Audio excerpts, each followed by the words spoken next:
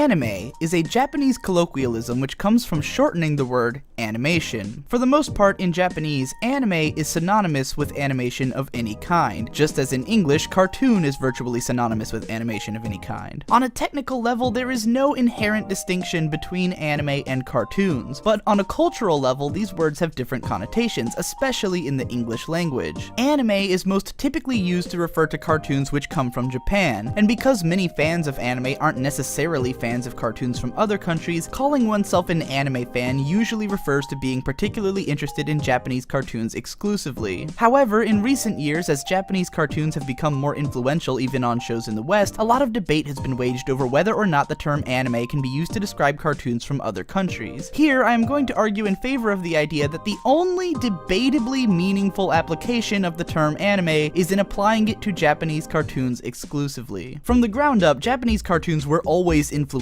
by Western cartoons. The father of anime and manga himself, Osamu Tezuka, cited the works of Walt Disney as his biggest influence, and a lot of really old manga and really old Western cartoons are basically indistinguishable. Just look at Betty Boop next to Astro Boy, for instance. However, for a long time, the stylistic development of anime and manga was kind of insular, because not a lot of anime and manga made their way outside of Japan. So while Western cartoons were still permeating and influencing Japanese culture, the anime and manga which became influential to generations of Japanese artists mostly remained influential just within that country. Only in recent years, with anime and manga slowly permeating into world culture from the late 90s until now, has Japanese art started to have a big cultural influence throughout the world, to the point that shows like Avatar, Teen Titans, and the Boondocks all have a distinctive anime influence. But let's not get ahead of ourselves. One of the biggest things that a lot of people don't appreciate about anime and manga is that it covers an incredibly broad range of styles. A lot of people really don't understand this because they're mostly familiar with shows that have become popular in the West, through channels like Cartoon Network, Adult Swim, and Kids WB. Pulling from this pool of samples, it might seem like all anime kind of have the same aesthetic, but it's really more that these channels are always going to pick the same kinds of shows to broadcast. Most of what gets brought to Western TV is shows aimed at young boys or young men, almost always with an action-centric storyline. Very rarely do we get shows aimed at young women or little girls, or out there art house shows, or shows aimed towards a more general adult audience. I've seen it argued a few times that certain Japanese shows should be considered cartoons instead of anime because they showcase a lot of cartoon influence and don't look as anime as other shows, with panty and stocking being the most frequently mentioned thing of this nature. These kind of statements, though, come from a very small frame of reference that ignores just how many different ways anime can look, and how many different influences anime can have. Panty and stocking may be a lot more obvious since it makes blatant references to Western cartoons, but it's far from the only show to have a strong Western influence. If the word anime is only really helpful to those trying to signify their fandom of Japanese cartoons specifically in the first place, then there's no sense in limiting which Japanese cartoons can be considered anime, as most anime fans appreciate shows from a variety of styles. This then leaves us with the question of whether or not Western cartoons like Legend of Korra should be considered anime. From a stylistic perspective, I would certainly say that shows like Korra have a clear anime influence, though I would also say that there are some obvious concerns of Western influences. While the character designs look pretty anime, the style of fight direction and animation looks much more Western, creating more of a cultural blend than an outright adherence to anime style. However, to argue that Korra looks different from what is typical of anime is no different than pointing out how it's similar to anime. Both cases ignore the fact that some anime shows do have more Western facets of animation, often intentionally. Shows like Big O Season 2 and Afro Samurai were intentionally made to look Western in their animation styles, so this kind of cultural cross-promotion goes both ways. My real issue with considering Legend of Korra to be anime isn't the things that make it different from anime, so much as the idea that anime is defined by looking a certain way. If a Japanese cartoon has Western influence, we still call it anime, so if a Western cartoon has anime influence, I see no reason to consider it anything other than a Western cartoon. A lot of people cite the fact that shows like Legend of Korra and the Boondocks are largely animated in Korea, which is also true of a lot of anime, but it's also just like true of a lot of cartoons in general. Studios in Korea, the Philippines, Thailand, and probably other places I'm not aware of do a lot of in-between work on animations from around the world. Where it really gets confusing to me, though, is when you start trying to figure out intended audiences. Legend of Korra, Teen Titans, and the Boondocks were clearly created to be played on TV in English-speaking countries first and foremost, and may have been adapted into other languages later. Likewise, most anime is made for Japan and then is later brought elsewhere. However, shows like the aforementioned Big O 2 and Afro Samurai and even Space Dandy are sometimes made with both a Japanese and English audience in mind at once. Then you've got stuff like the Animatrix and Halo Legends, which are made entirely entirely by Japanese creators and studios, but for a Western audience first? What about Trigger's upcoming series Ninja Slayer, which is an adaptation of an American webcomic being made for a Japanese audience? Or the original Transformers, which was written and broadcast in the US, but had a lot of influential animators from Japan work on it. Once you start looking into the backgrounds and intentions of different anime productions, it gets harder and harder to determine what goes where. To me, it makes the most sense to look at the creative staff behind the show and figure out what background they come from, and to simply look at where the show was first released. If it's a show made by an anime studio and was released in Japan either before or at the same time as it was released elsewhere, then it's probably anime. If it was made by Americans for American television, then it's probably not anime. American directors have worked on shows like Tekken Kincrete, and Japanese directors have worked on shows like Adventure Time, but I think as long as the staff is mostly from the same country as the show is being made for, it's probably that country's show. I still don't know what to do about Transformers though. Of course, all of this is totally pedantic and pointless to really debate. The only reason any of it means anything is that some people want to be able to clearly define their hobby, and I don't think it's really worth splitting hairs over. It's not like being able to call Legend of Korra anime changes anything about the show whatsoever, so there's no point in arguing. I just wanted to thought dump my perspective on the whole conversation here and maybe get you thinking about it in a different way. And in case you're wondering, yes, there are hardcore cartoon fans in Japan who debate over the exact same shit.